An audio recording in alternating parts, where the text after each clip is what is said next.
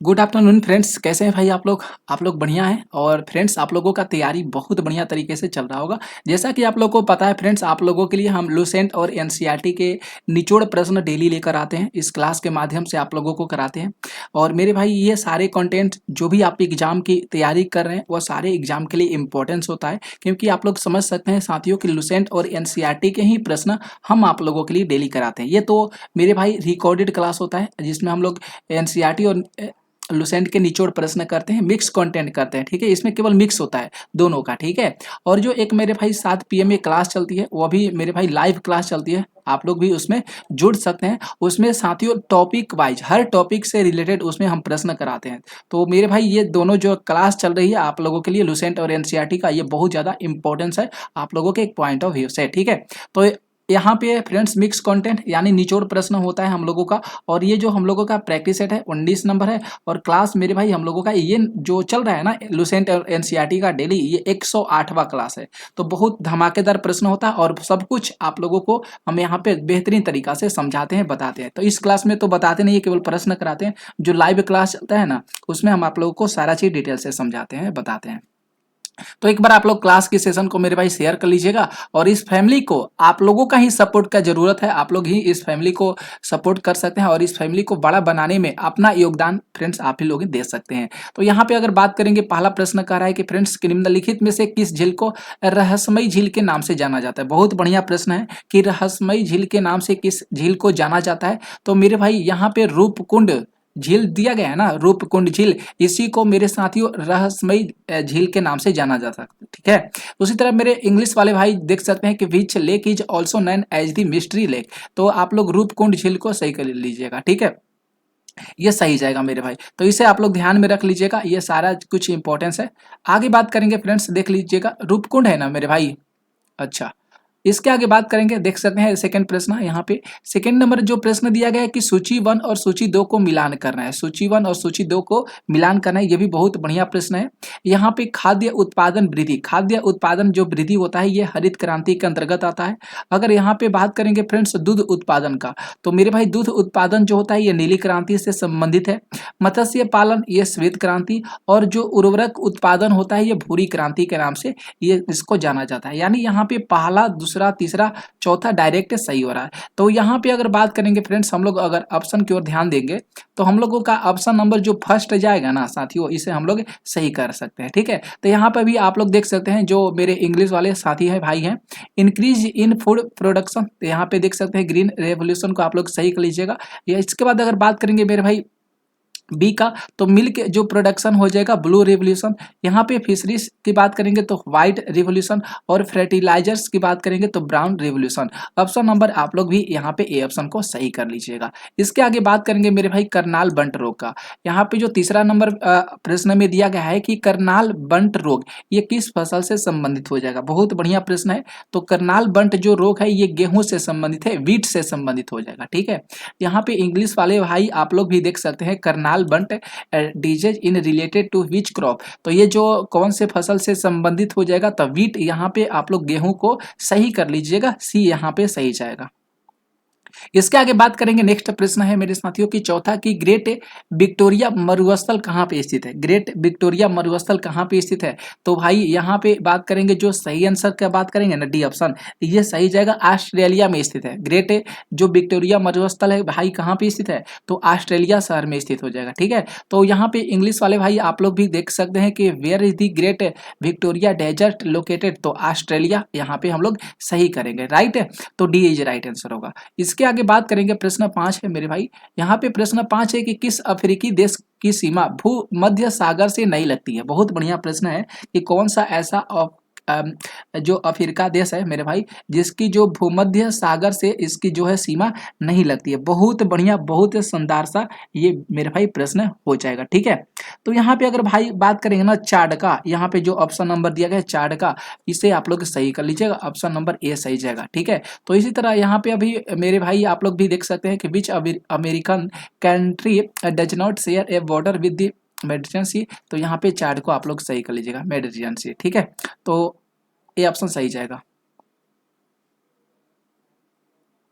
इसके आगे बात करेंगे फ्रेंड्स, देख लीजिएगा 6 नंबर जो प्रश्न यहाँ पे दिया है।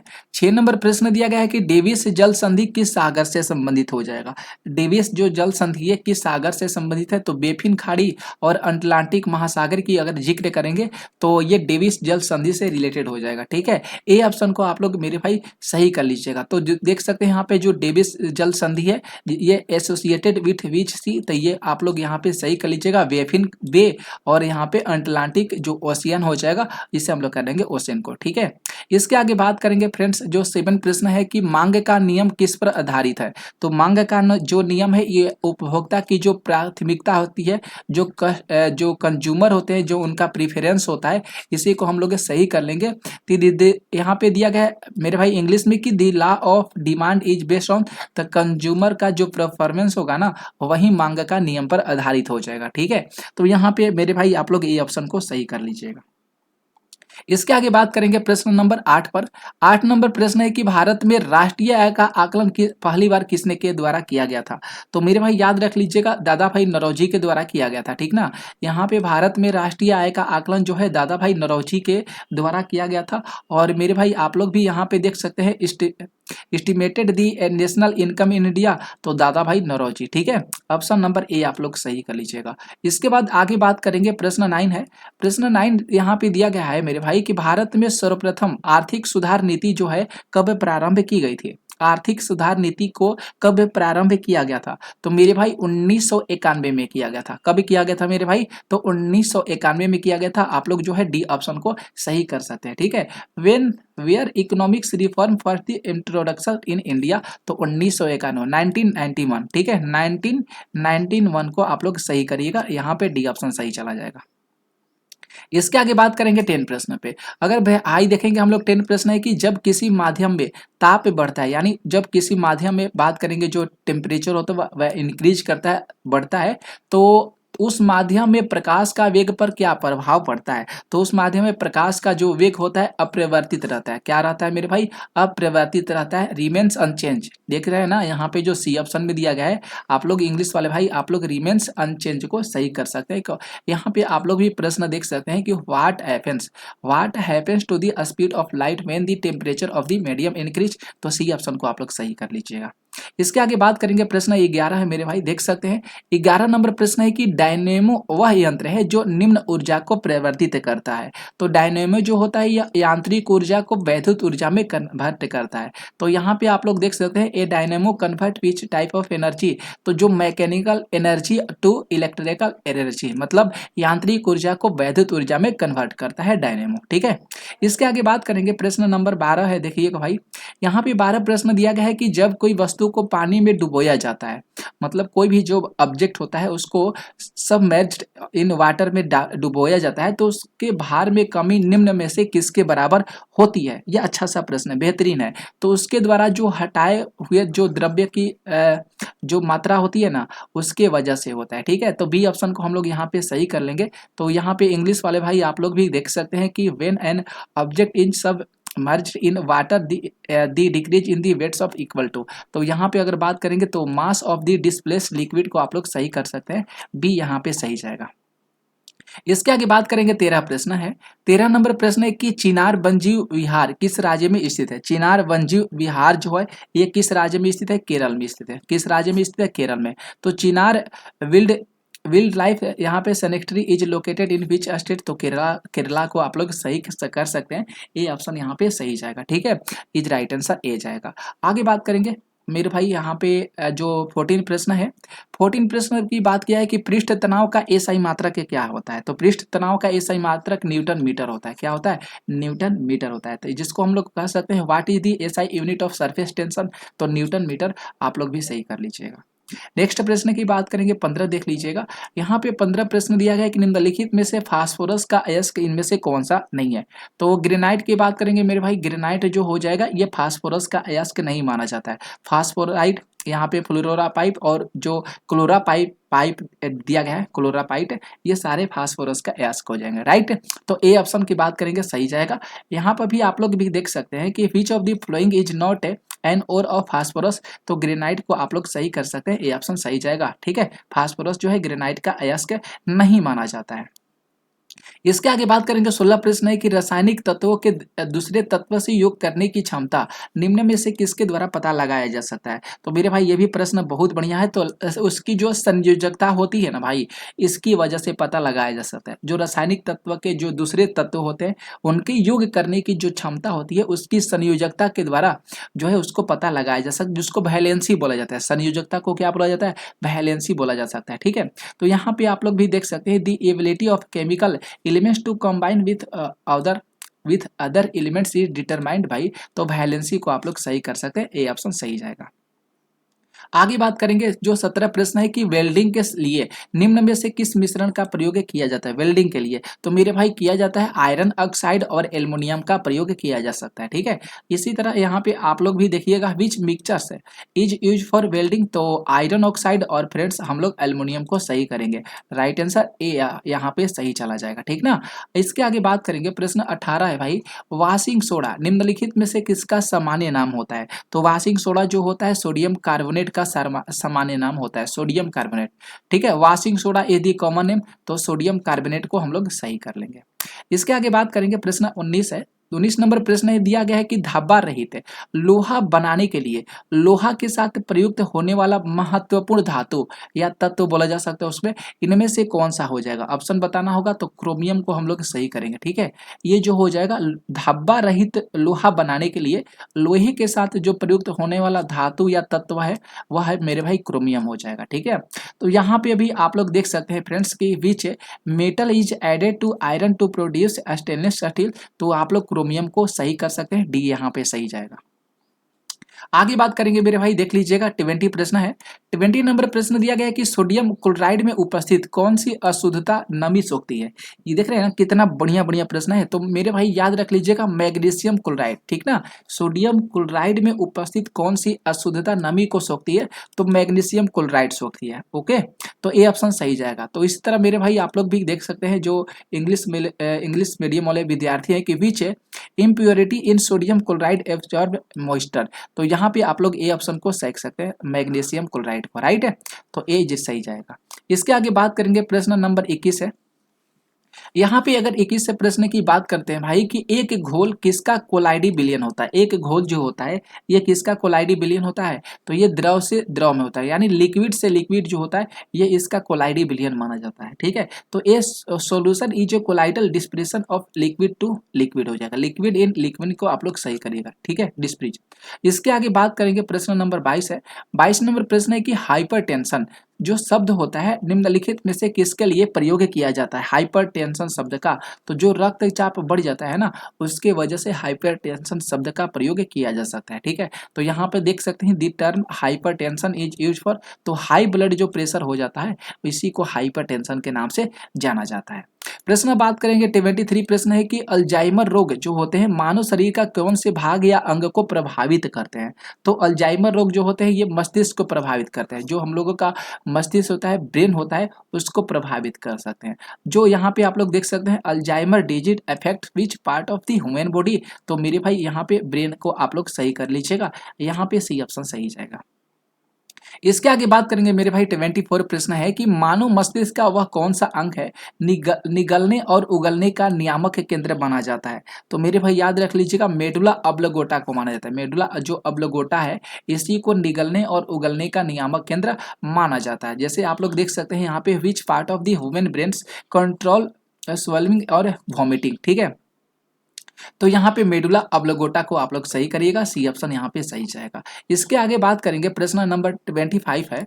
25 प्रश्न दिया गया कि जोड़ पर यूरिक एसिड क्रिस्टलों का एकत्र हो जाना क्या कहलाता है मेरे भाई। तो यह होता है गठिया होता है। क्या मेरे भाई होता है? गठिया होता है। ठीक है, तो यहाँ पे भी आप लोग साथियों ए ऑप्शन को सही कर लीजिएगा। ठीक है, इसके आगे बात करेंगे 26 प्रश्न है कि रक्त में श्वेत कणों का मुख्य प्रयोजन क्या होता है। तो मेरे भाई वह होता है संक्रमण में जो संघर्ष करना ये रक्त में श्वेत कणों का मुख्य प्रयोजन माना जा सकता है। जैसे आप लोग यहाँ पर भी देख सकते हैं कि what is the main function of with white blood cell in the blood, तो फाइट यहाँ पे इन्फेक्शन को आप लोग सही कर सकते हैं, बी ऑप्शन सही जाएगा। ठीक है, इसके आगे बात करेंगे 27 देखिएगा। 27 प्रश्न है मेरे भाई कि निम्नलिखित में से कौन मालवेली कुल का पौधा नहीं है, मालवेली कुल का पौधा इनमें से कौन सा नहीं है, तो मेरे भाई सरसों को आप लोग सही कर सकते हैं। ठीक है, सरसों जो हो जाएगा मालवेली कुल का पौधा नहीं है। जैसे यहाँ पे इंग्लिश वाले भाई आप लोग भी देख सकते हैं, which of the flowing is not a plant of the malvaceae family, तो यहाँ पे हम लोग मस्टर्ड को सही कर लेंगे। ठीक है, किसको भाई सही कर लेंगे, मस्टर्ड को आप लोग भी सही कर लीजिएगा, B is right answer, B सही जाएगा। इसके आगे बात करेंगे 28 प्रश्न है कि निम्नलिखित में से लोधी राजवंश के संस्थापक कौन थे, तो ये तो बहुत अच्छे से पता है ना कि बहलोल लोधी थे। लोधी वंश के शासक कौन थे, बहलोल लोधी थे। जैसे आप लोग यहाँ पे देख सकते हैं who was the founder of the Lodhi dynasty, तो बहलोल लोधी को आप लोग भी सही कर लीजिएगा, ए यहाँ पे सही जाएगा। ठीक ना मेरे भाई, तो एक बार सेशन को आप लोग क्लास के सेशन को शेयर कर दीजिएगा, बहुत बढ़िया बढ़िया चीज आप लोगों के लिए करा रहे हैं मेरे भाई, एग्जाम के सारे पॉइंट ऑफ व्यू से इंपॉर्टेंट सारे प्रश्न है। ठीक है, तो ध्यान में रखिएगा और पूरा लेक्चर को आप लोग देखिए और कंप्लीटली देखिए। ठीक है, जिससे आप लोग को आइडिया लग जाएगा कैसे कैसे प्रश्न लुसेंट और एनसीईआरटी के एग्जाम में प्रश्न पूछे जाते हैं। जैसे एग्जाम में प्रश्न पूछे जाता है ना, ऑल इंडिया एग्जाम के ही बात करें, उस तरह के हम लोग प्रश्न लुसेंट और एनसीईआरटी बुक के क्रिएट करके लाते हैं आप लोगों के लिए। तो सारा चीज आप लोगों को फ्री में जब मिलता है तो आप लोग का मेरे भाई ये मकसद बनता है कि क्लास जो है सर का सेशन को शेयर कर दें, चैनल को सब्सक्राइब कर लें और इस फैमिली को बड़ा करने में आप लोग अपना सहयोग कर सकते हैं। ठीक ना, तो यहाँ पे मेरे भाई बहुत बढ़िया चीज यहाँ पे दिया गया है, देख सकते हैं यहाँ पे पेशवा की बात किया तो पेशवा यहाँ पे पुन्ना चला जाएगा। ठीक है, पेशवा पुन्ना, जैसे यहाँ पे जो पहला यहाँ पे वर्ण दिया गया ना, प से पेशवा व्यंजन, तो प से पेशवा प से पुन्ना आप लोग यहाँ पे मेरे भाई सही कर लीजिएगा। ठीक है, इसके आगे बात करेंगे जो भोसले है ना, ये नागपुर चला जाएगा। होलकर की बात करेंगे फ्रेंड्स, होलकर इंदौर में चला जाएगा और गायकवाड़ की बात करेंगे ये बड़ौदा में सही जाएगा, यानी ए का यहाँ पे तीसरा सही जा रहा है।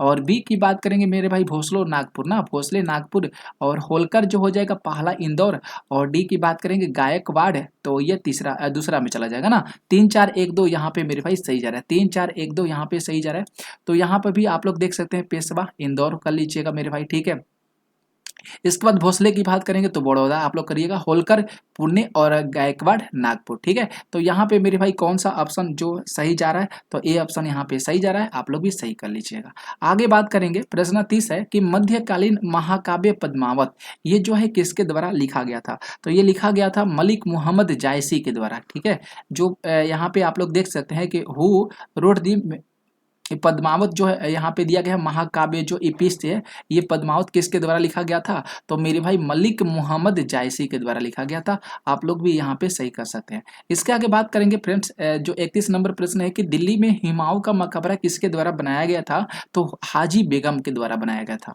तो यहाँ पे भी आप लोग देख सकते हैं हु बिल्ट हुमायूं थॉम्स इन दिल्ली, तो टॉम इन दिल्ली की बात करेंगे तो हाजी बेगम को आप लोग सही करिएगा। ठीक है, इसके आगे बात करेंगे प्रश्न 32 है।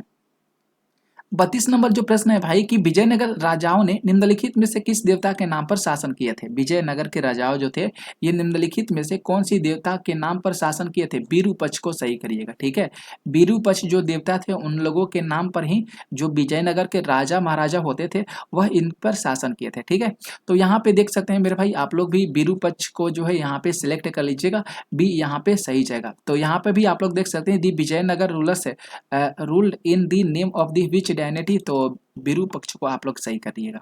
इसके आगे बात करेंगे 33 प्रश्न है कि विदेशी यात्री डाइमेकस निम्नलिखित में से किसके दरबार में आया था, तो डाइमेकस जो आया था बिंदुसार के दरबार में आया था, किसके दरबार में आया था मेरे भाई, तो बिंदुसार के दरबार में डाइमेकस आया था। तो ये फॉरेन था ना, जो यहाँ पे देख सकते हैं दी foreign travel dynamics visit the court of, तो बिंदुसार यहाँ पे आप लोग सही करिएगा। ठीक है, आगे बात करेंगे 34 नंबर 34 प्रश्न है कि गुप्त काल में सर्वाधिक महत्वपूर्ण व्यापारिक केंद्र कौन था, गुप्त काल की बात किया है तो उज्जैन, मेरे भाई याद रख लीजिएगा उज्जैन था ना।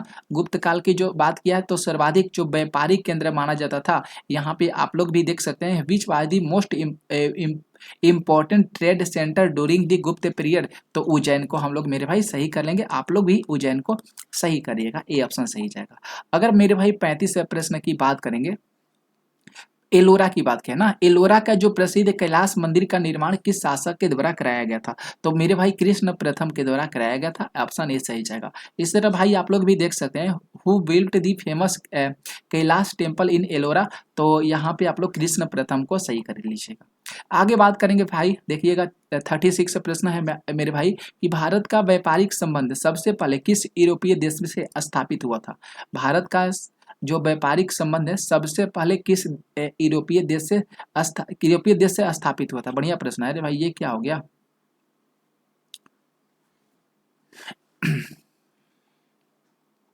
यहाँ पे क्या हो गया?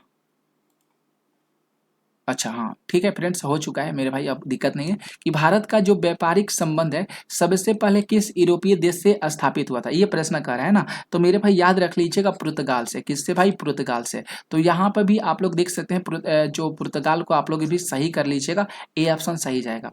प्रश्न बात करेंगे 37 का। 37 प्रश्न है कि निम्नलिखित में से भारत का प्रथम वायसराय कौन था? भारत का प्रथम वायसराय लॉर्ड कैनिंग थे। कौन थे मेरे भाई? तो भारत के जो प्रथम वायसराय थे ना, लॉर्ड कैनिंग थे। तो यहाँ पर भी आप लोग देख सकते हैं, who was the first victory of viceroy of India, तो लॉर्ड कैनिंग को हम लोग यहाँ पे सही कर लेंगे। ठीक है, इसके आगे बात करेंगे फ्रेंड्स, अगला देख लीजिएगा। प्रश्न 38 है कि फ्रांसीसी दक्कन में शक्ति स्थापित करने में यह क्यों असफल हो गया था भैया? तो ये इसलिए असफल हुआ था क्योंकि वहाँ के जो अंग्रेज के जो फौज होते थे ना, वह शक्तिशाली होते थे। क्या होते थे? जो अंग्रेजों की फौज होती थी वह कैसी होती थी मेरे भाई? तो शक्तिशाली होती थी। इसी की वजह से जो फ्रांसीसी दक्कन थे ये अपने शक्ति स्थापित करने में असफल जो है हो गए थे। ठीक है, तो यहाँ पर भी आप लोग देख सकते हैं, why did the French fail to establish power in the Deccan. तो यहाँ पे बात करेंगे जो ब्रिटिश फोर्स वेयर स्ट्रॉन्गर। ठीक है, जो अंग्रेजों के सैनिक थे फौज थे वह क्या थे मेरे भाई? शक्तिशाली थे। इसके आगे बात करेंगे, प्रश्न 39 है कि स्वराज मेरा जन्मसिद्ध अधिकार है और इसे मैं लेकर रहूंगा। तिलक ने यह कथन कांग्रेस के किस अधिवेशन में व्यक्त किए थे? तो भाई लखनऊ अधिवेशन में कहे थे ना, लखनऊ जो अधिवेशन हुआ था 1916 में, तो उसी में जो बाल गंगाधर तिलक थे, ये इनके द्वारा जो ये नारा दिया गया था, कथन से दिया गया था कि स्वराज मेरा जन्मसिद्ध अधिकार है और मैं इसे लेकर ही रहूंगा। ठीक है, तो यहाँ पे भी आप लोग देख सकते हैं कि Swaraj is my birth right and I shall have it, Tilak said that in which Congress session. तो आप लोग लखनऊ सेशन यहाँ पे 1916 को आप लोग सही कर लीजिएगा। प्रश्न बात करेंगे 14 प्रश्न है कि महात्मा गांधी द्वारा दक्षिण अफ्रीका में प्रकाशित की गई पत्रिका का क्या नाम है? ये बढ़िया प्रश्न है। ठीक है, तो मेरे भाई आप लोग इंडियन ओपिनियन को आप लोग सही कर लीजिएगा। ठीक है, इंडियन ओपिनियन जो है पत्रिका है, ये किसका है? तो मेरे भाई महात्मा गांधी जी का हो जाएगा। तो यहाँ पर भी आप लोग देख सकते हैं, what was the name of newspaper publish by Mahatma Gandhi in south Africa. तो इंडियन ओपिनियन को सही करिएगा, ओपिनियन को। ठीक है, प्रश्न 41 की बात करेंगे कि संविधान सभा की प्रमुख समितियों में अल्पसंख्यक उप समिति के अध्यक्ष कौन थे? तो मेरे भाई ध्यान रख लीजिएगा, एच.सी. मुखर्जी थे। कौन थे मेरे भाई? एच.सी. मुखर्जी थे, जो यहाँ पे आप लोग बी ऑप्शन में देख सकते हैं, आप लोग भी सही कर लीजिएगा एच.सी. मुखर्जी को। प्रश्न बात करेंगे 42 नंबर का। ठीक है, 42 नंबर यहाँ पे मिलान करना है, सूची 1 और सूची 2 को मिलान करना है भाई। यहाँ पे कौन सा ऑप्शन सही जाएगा? ठीक है, नागरिकता की बात करेंगे तो ये भाग 2 से रिलेटेड है, नागरिकता भाग 2 से रिलेटेड हो जाएगा, बताए थे आप लोग को।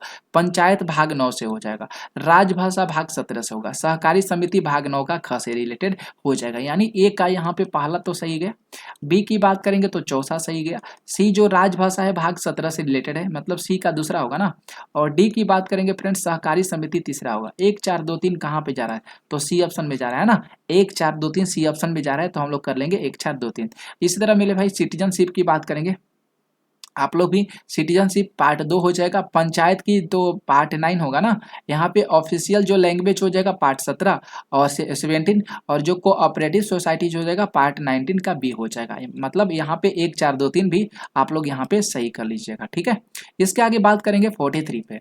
43 प्रश्न है कि निम्नलिखित में से किस अनुच्छेद में यह वर्णन किया गया है कि कोई भी भारतीय नागरिक किसी अन्य देश से बिना राष्ट्रपति के आज्ञा के कोई उपाधि स्वीकार नहीं कर सकता है? ठीक है, ये बहुत बढ़िया प्रश्न है। तो मेरे भाई आर्टिकल 18 में किया गया। ठीक है, किसमें भाई? आर्टिकल 18 में किया गया। और भाई आप लोग भी यहाँ पे आर्टिकल 18 को सही कर लीजिएगा, क्योंकि अभी आप लोगों को कुछ दिन पहले पता चला होगा फ्रेंड्स कि जो अमेरिका देश है ना, जो हम लोगों के अमेरिका देश है, तो जो अमेरिका में फ्रेंड्स जो अमेरिका में जो भारत के लोग गए थे, जिसको प्रवासी भारतीय के नाम से जाना जाता है, वह बिना मतलब गैर कानूनी तरीके से वहाँ पे गए थे। अमेरिका क्या किया कि मेरे भाई उनको अपने जो देश है, अपने देश से उनको बाहर निकाल दिया, जैसे आप लोग न्यूज़ में देखे होंगे।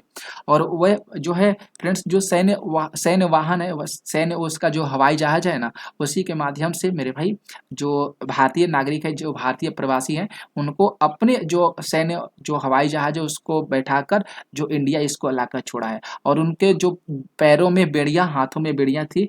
तो फ्रेंड्स ये उनका जो है अपना तरीका होता है, मतलब वहाँ का रूल है इस तरह का, ठीक है, कि भैया आप जो बढ़िया तरीके से, अगर कानूनी तरीका से आप नहीं जाते हैं किसी भी देश में, अगर वहाँ की जो गवर्नमेंट को पता चल जाता है, तो वह आपको गैर कानूनी तरीके से जब वहाँ पे पहुँचे हैं भैया, तो वह आपको क्या कर सकते हैं, उस देश से बाहर निकाल सकते हैं। जैसे बात करेंगे एक बार कि आप ही मान लीजिए कहीं दूसरे जगह जाते हैं और किसी घर में जाकर आप चोरी छुपे रहते हैं, ठीक है, तो वहाँ के जो लोग जान जाएंगे तो क्या था भाई, उसको आप कहेंगे ना कि भैया ये कहाँ से आ गया।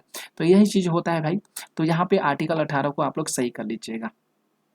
प्रश्न 45 की बात करेंगे, निम्नलिखित में से कौन सा विषय राज्य सूची के अंतर्गत नहीं आता है। तो वह विषय जो हो जाएगा, जो समाचार पत्र होता है ना भाई, वह राज्य सूची के अंतर्गत नहीं आता है। जैसे यहाँ पे बात करेंगे कि which of the flowing subject is not under the state list, तो न्यूज़पेपर को आप लोग सही कर लीजिएगा। प्रश्न 46 की बात करेंगे कि सर्वोच्च न्यायालय में प्रयुक्त होने वाली भाषा कौन सी है। सर्वोच्च न्यायालय में प्रयुक्त होने वाली भाषा अंग्रेजी होती है, ठीक है, ये ध्यान रख लीजिएगा मेरे भाई। अब अब तो हिंदी को भी जोड़ा गया है, ठीक है। तो यहाँ पे पहले हम लोग अंग्रेजी को ही सही करेंगे, पहले अंग्रेजी था, ठीक ना, कि what is the language used the supreme court में, इंग्लिश होता है, क्या होता है, इंग्लिश होता है, बी को सही करिएगा। इसके आगे बात करेंगे, जो 47 प्रश्न है कि सरकारी उपक्रम समिति में कुल कितने सदस्य थे भाई। तो ये भी याद रखना होगा फ्रेंड्स, 22 सदस्य थे ना। How many members are there in the public under kings committee को, तो 72 को सही कर लीजिएगा, 22 सदस्य थे, ठीक है। इसके आगे बात करेंगे, प्रश्न 48 है।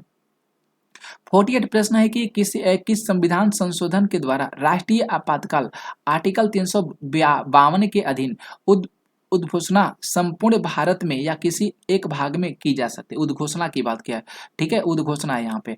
तो मेरे भाई ये ध्यान में रख लीजिएगा, जो 44वां संविधान संशोधन हुआ था ना, संशोधन अधिनियम 1978 में, इसके अंतर्गत हो सकता है, क्योंकि यहाँ पे आर्टिकल आप लोग देख रहे हैं ना, 352 के अधीन की बात कर रहा है। तो आप लोग सही कर लीजिएगा, ठीक है।